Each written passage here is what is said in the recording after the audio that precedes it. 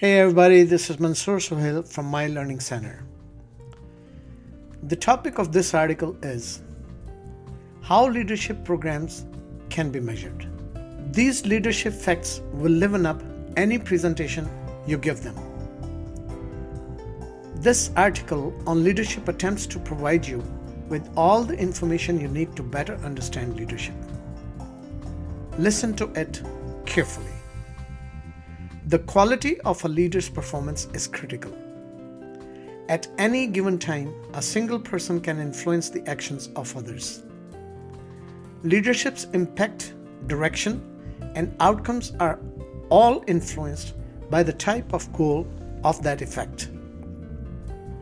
Organizations rely on leadership for direction, momentum, and a long-term strategy. Identifying leadership is a difficult task. How can we cultivate leadership in ourselves and others? Do you know how you can measure leadership? These are the kind of issues we are going to talk about in this piece. How do we recognize or identify leadership? Characteristics and outcomes are the most common ways in which leadership is described. In the meantime, formal leadership development is almost always centered towards developing a person's personality traits in the vain hope that it will lead to better performance. Unfortunately, the effectiveness of a leader is rarely assessed using methods that go beyond anecdotal evidence. Never be afraid to admit when you are wrong. Anyone who claims to be expert in all things is lying. So if you know much about leadership, all that has to be done is to read up on it. A person in a position of authority, for example, is considered successful. Replicating the leader's success means emulating the leader's traits and behaviors in order to achieve the same results. We try to instill these traits in others and see if we can achieve the same results. But it's rare. The injection mold method to leadership development is prevalent in the corporate world in the form of competency-based programs. Not all organizations benefit from the use of competency-based leadership development, but it does have an impact. There is no guarantee that leaders who somehow measure up to the need capabilities would generate the expected outcomes, however. We study leadership because we want to produce results. We want to develop leaders, and we need leaders because we want to produce results. As a result, regardless of how those outcomes were accomplished, leadership has historically been evaluated on the basis of its ability to deliver results. In the wake of Richard Nixon and Kenneth Lay, we can clearly see the dangers of such one-dimensional assessments. Some people find it quite aggravating to seek out knowledge on a narrow range of topics. This is the reason this essay was prepared with as much information relevant to leadership as possible. This is the approach we strive to aid others in learning about leadership.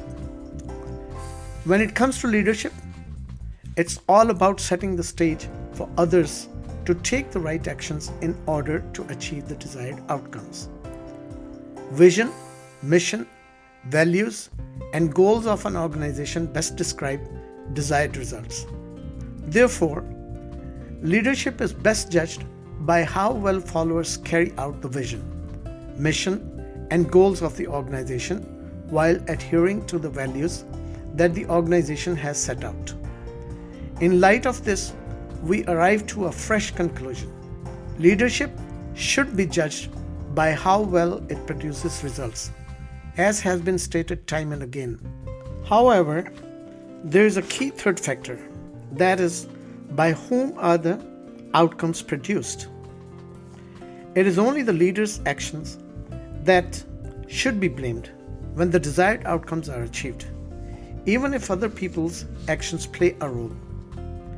In both communication and leadership, The primary goal is to elicit some kind of behavioral response or action from the audience. Leaders must communicate by speaking, listening, reading, writing, and action. Leaders get results through people, as other authors have stated. Leadership is defined by the actions of the followers, not the leaders. This could lead to the incorrect conclusion that leadership and coercion have little in common. Coercion, or establishing a motivating environment via the use of fear or incentives, may succeed for a short time, but it rarely is long-lasting. When this happens, there is a drop in productivity, a rise in conflict, or even a mass exodus. Using my leadership instincts, I decided that producing this post was worth the effort. The vast majority of the pertinent data about leadership may be found right here. A leader's brand is best defined, created, and judged by the whether or not the leader's goals are reached, how they are achieved, and whether or not their followers take voluntary action to achieve the leader's goals and vision. Followers' success is critical to the success of the leader. Leadership development must be related to the intended results of those who are led more than competency sets of those who lead. The daily routines and attitudes of followers are a good indicator of leaders' effectiveness. In the end, leadership can be judged by the success of its followers in achieving their own personal goals. This piece of leadership was able to be completed so quickly because of the enthusiasm with which it was written. Allow yourself to be consumed by this fervor. Thank you for listening, folks. I invite you to join our Facebook group and subscribe to our YouTube channel.